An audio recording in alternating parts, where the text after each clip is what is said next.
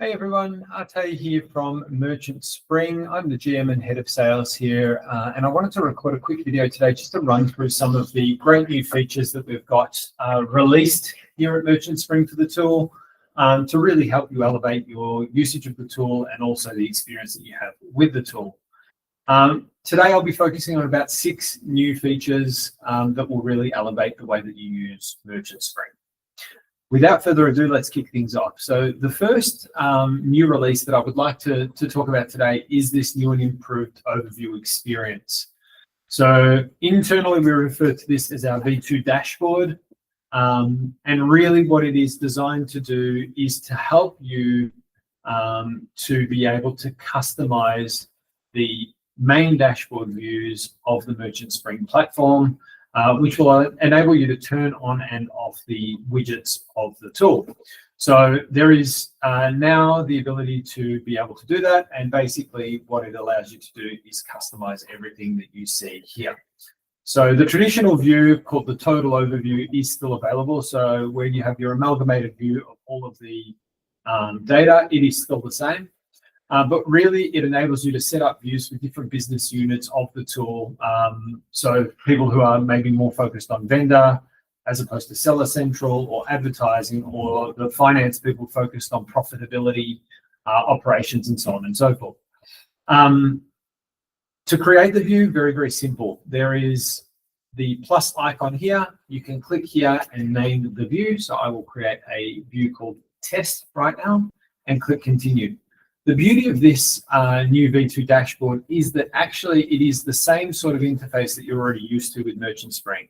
So from here, I have the widgets that I can customize, and I can simply drag and drop those into whatever view I like.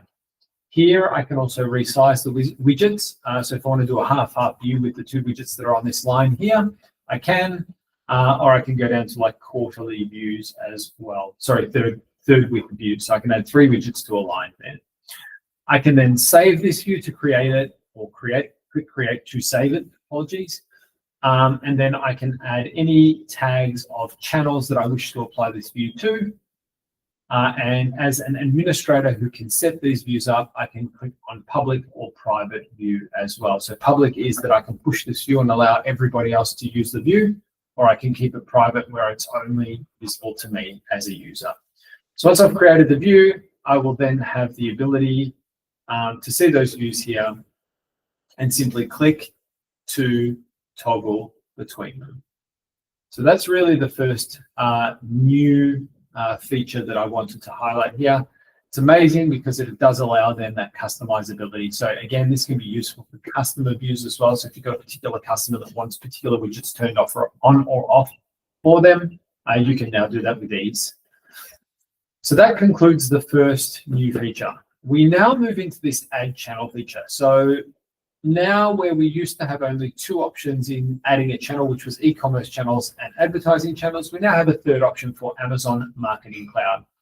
Now the Amazon Marketing Cloud connector will allow you to do 2 things. The first is to connect any existing Amazon Marketing Cloud instance that you already have access to. So to do that, you click on the box here, click the drop down, select the country that the AMC instance is set up in, enter the entity ID or the AMC account, click authorize, and run through the steps to get it connected. Very, very simple and takes a few minutes.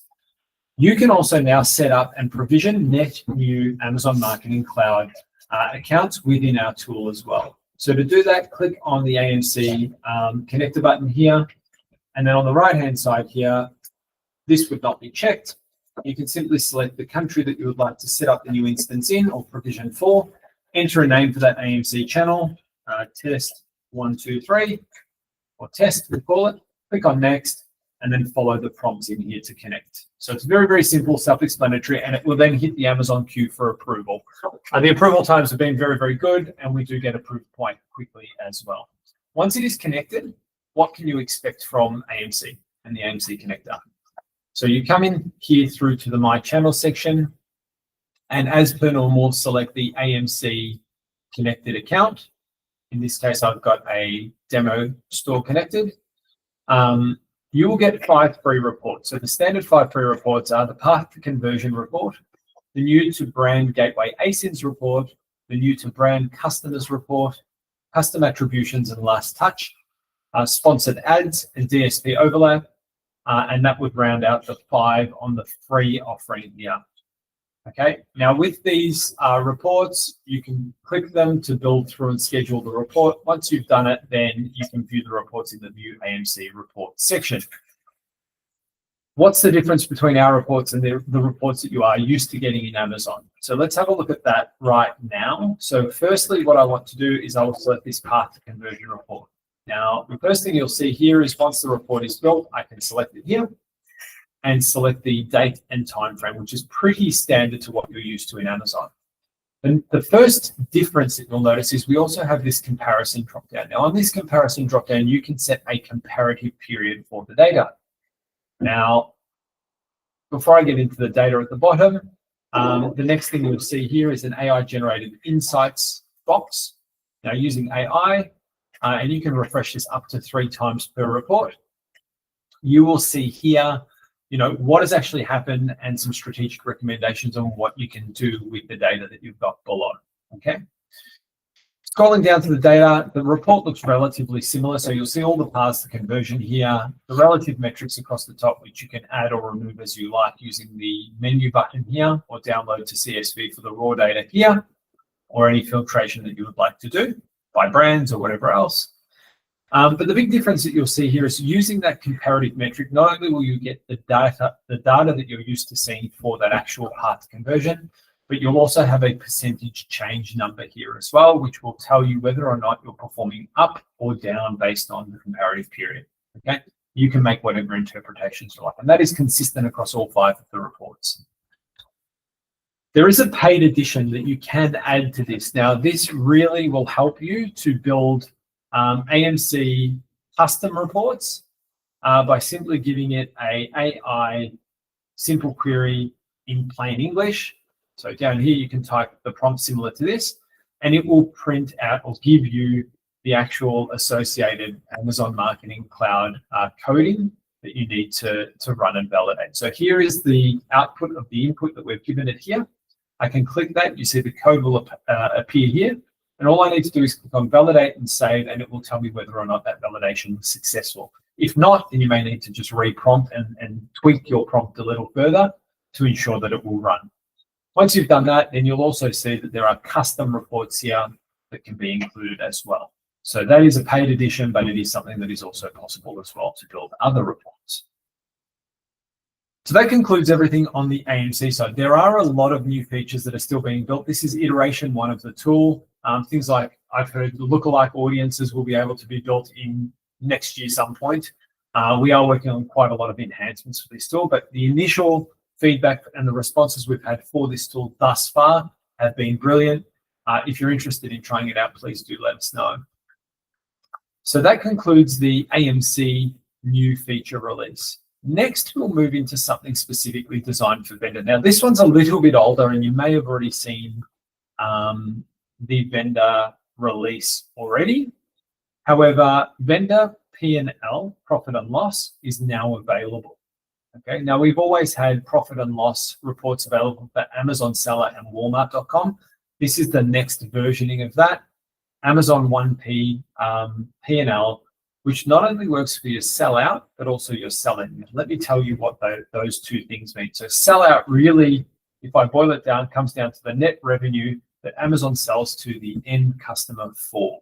Okay, when I flick the switch here, we then look at sell-in, and what we mean by sell-in is your net receipts or purchase orders into Amazon, your POs. Okay, so we do both of the sides of that coin, and it is the same or similar view that you're used to with the Amazon 3P side or Walmart.com. You have the same 3-way breakdown. The first column here is your traditional income less expenses to give you the profitability for the individual channel. The second here is the income percentage. So it's basically a percentage of income contribution by this channel to your overarching profitability.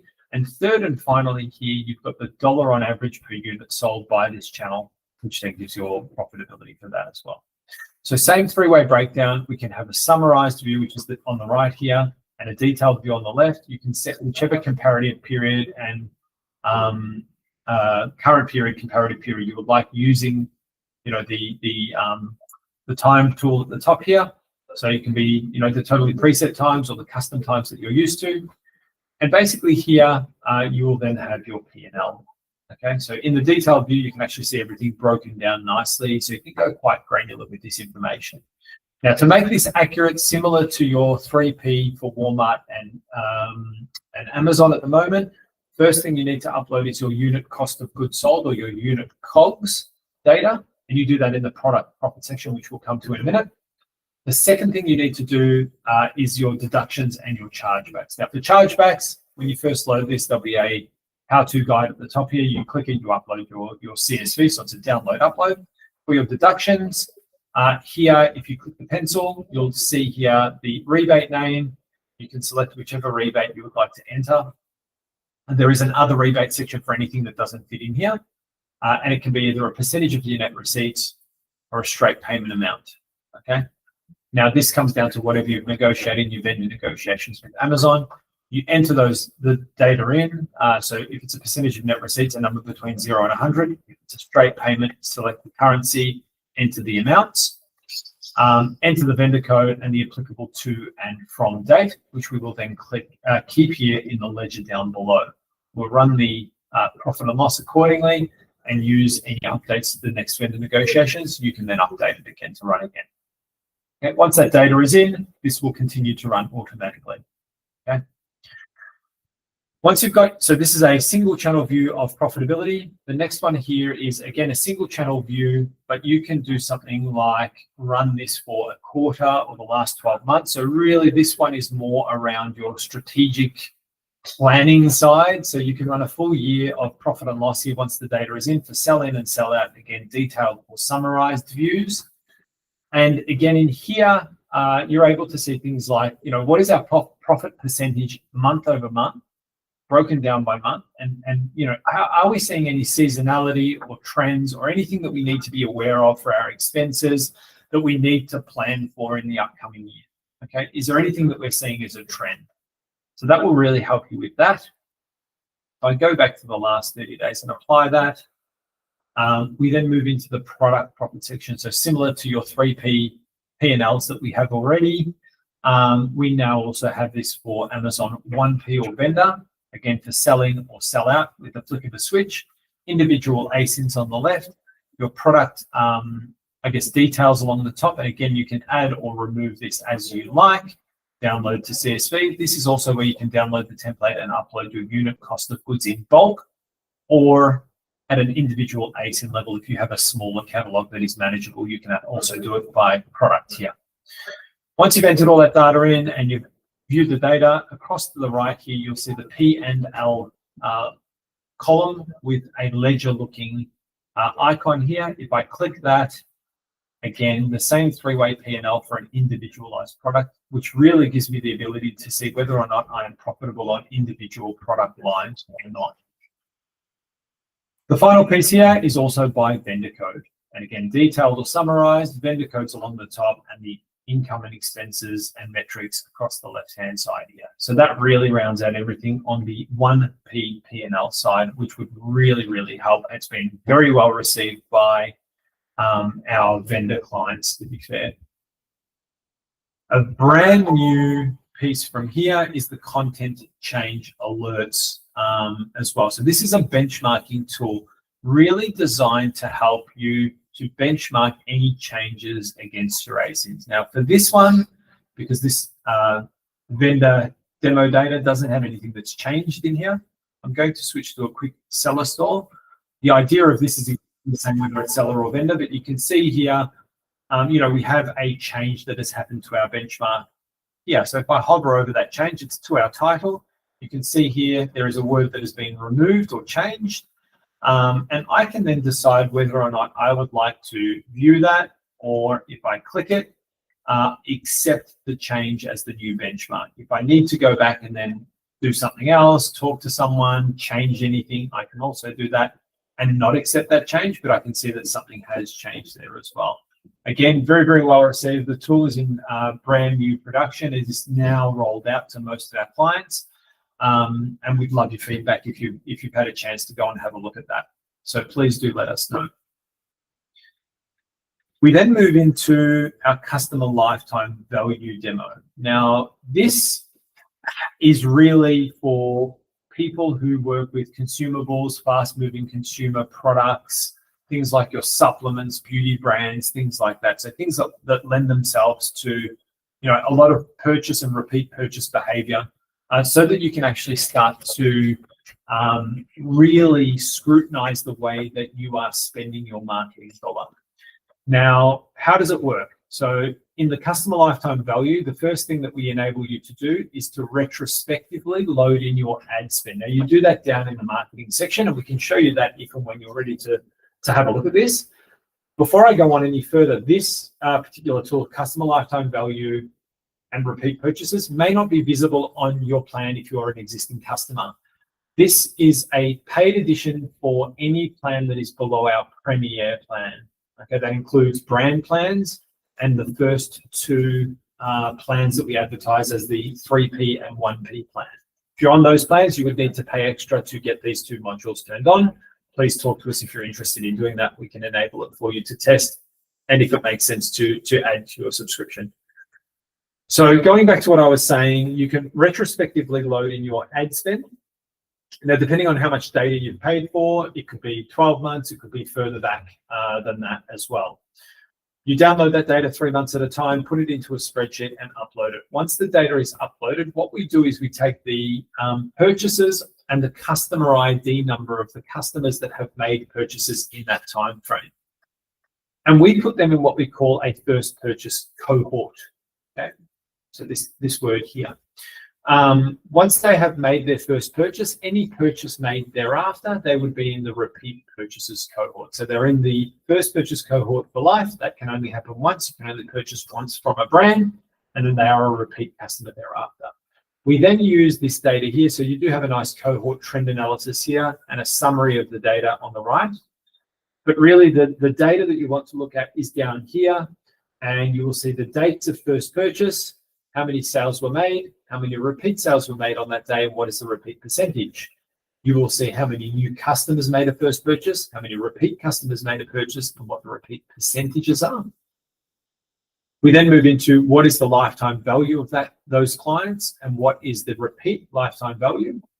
Your ad spend, which you've loaded in, which enables us to work out the customer acquisition cost, and the LTV or lifetime value to customer acquisition cost ratio by X. And then finally here, it will give you the repeat orders and purchase frequency by however many X times, okay? Once we have all of that data, we can then move into the repeat purchases module. Now in here, again, you will get a trend analysis on the top, whether it's by customer, revenue, or orders, and your repeat purchases summary. Scrolling down, you will see here the repeat purchase behavior by product. Okay, so you have your ASINs on the left, and now we start to get into what is actually happening with the different ASINs and how are we selling those. So what are the actual sales of those ASINs, the repeat sales by customers, how much, and the repeat percentages. How many total customers do we have? How many net new customers and how many repeat customers that is made up of? And then what is the repeat percentage? Finally, you'll get your sales per customer and the sales per repeat customer numbers there. Again, giving you the ability to really fine-tune the way that you spend that marketing dollar based on the ASINs that are selling and being repeat purchased versus the traditional TARCOS ACOS method. We've recently added this new report to this tool, so customer purchase path. So it will also show the products that are making up the first purchases and the second purchases as well, and the number of customers, combined units, combined revenue, and average day between purchases as well, further strengthening that argument as well. So that is everything's customer lifetime value and repeat purchases. And I have one final new feature that I do want to call out, and that is what we call our MCP service. Now, if you are an API-enabled customer, you have access to a Merchant Spring API. It can be added on any plan, but again, on Premier and above, it is inclusive in the plan. What it actually enables you to do is a paid edition, which is called the MCP service. it will enable you to connect Merchant Spring's API to tools such as ChatGPT and Claude AI at the moment, and allow you to build any sort of custom report and data pivots off the data that we have. So here I've given it a very, very simple prompt saying, look at Merchant Spring, a particular channel, the USA channel, and give me my top ASINs and a continued strategy to win, and create any additional graphs to support this. Okay, so it ran through and it did it. And then I realized the one flaw of GPTs and I guess this sort of data feeding, and that is sometimes it will want to tell you what you think you want to hear, not necessarily what the data is telling you. So I then gave it a further prompt to say, revisit this prompt and tell me actual data. So look at the actual data and only point to actual data. Do not interpret it for yourself or tell me what I think I want to hear, only what is true. The output surprised me. When I click here, I have not told it to do anything in terms of interfaces or builds. It built what it wanted to build. So I've got some top line numbers here. I've got some data down the bottom, which really point to like channel level matrices, and expense categories down here. It gives me some supporting graphs to talk about, what is actually happening. And there is some data interpretation here as well. It then gives me what I asked for, which is the top ASINs where I'm winning, not winning, and losing. And then it will give me a cost breakdown analysis as well. This is fantastic because it enables you to sort of take Merchant Spring a little bit further, and the extensibility of data that you're looking at then kind of becomes as good as you can prompt engineer. So really this prompt engineering word that we keep hearing for ChatGPTs or large learning modules is going to become something of the future. So that rounds out everything that I wanted to show you today. So we've looked at 6 features: the version 2 dashboard, Amazon Marketing Cloud connector and provisioning, Amazon vendor profit and loss. We looked at the content change alerts, the customer lifetime value and repeat purchases module, and now the MCP service, which I've finished out on. So that really concludes our presentation for today. If you have any questions, please feel free to reach out to Geordie or me directly. My name is Ate Mehmet. Again, I'm the General Manager at Merchant Spring and the Head of Sales. It's been a pleasure talking to you guys today. Hopefully you got some value out of this session. And please, again, if you need anything, don't hesitate to reach out to us. Thank you so much. Have a lovely day.